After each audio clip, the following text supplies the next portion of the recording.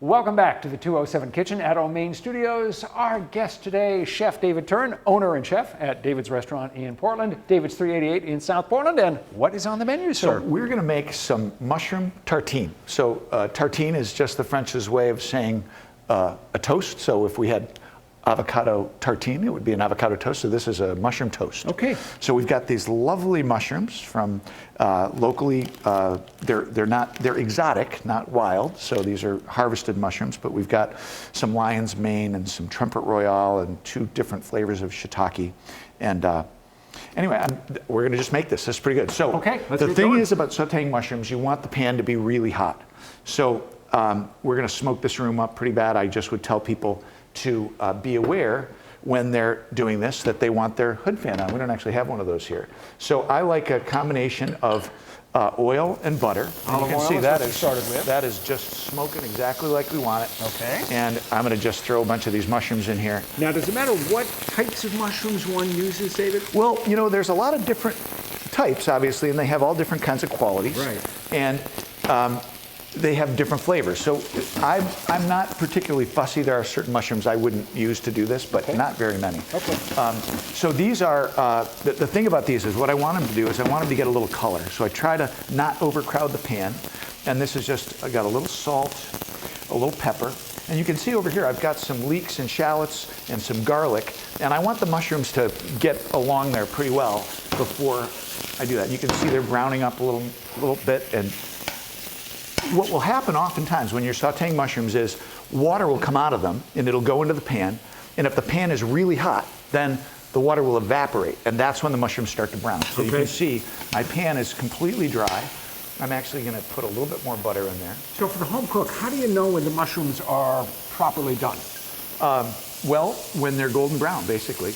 If they get a little golden brown, and you know, some recipes call they're sort of stewed around, and that's a different application. But in this one, you can see, and you can smell it on my drape. So we're not home, but anyway, here we go. What could be better, actually? So my mushrooms are a little brown, and so at this point, I'm going to add a little bit more butter, and then I'm going to add my leeks and my shallots. Okay. And I just want those to get a little tender.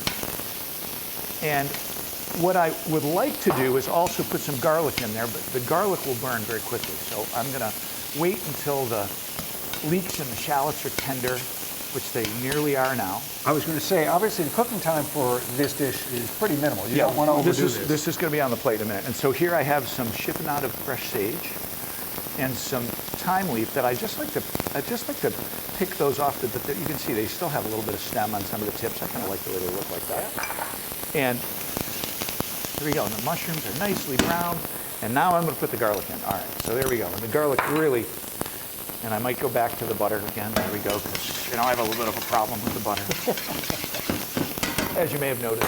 All right, so if you're doing this at home, this is some Madeira wine, which is a fortified wine. It's not as flammable as some rum or something like that, but this is an induction range, so this probably won't flame. But if you're doing this at home, it probably, so you don't want to light your house on fire.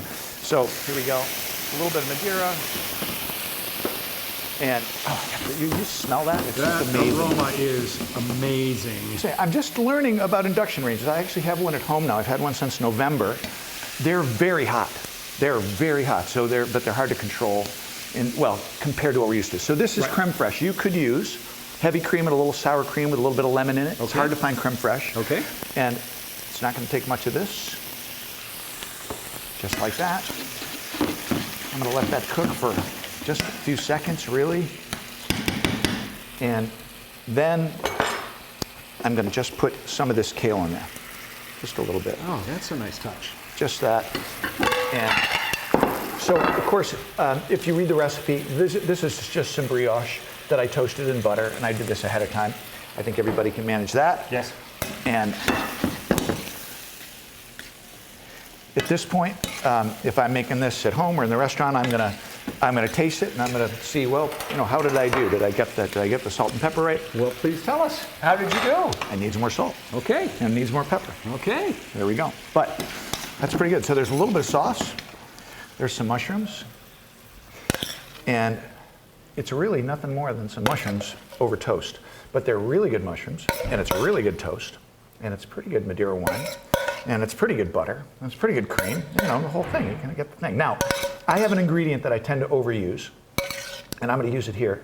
So one of my favorite things, this is a little fig vincotto. So this is dried figs cooked down with balsamic vinegar. It has kind of sweet.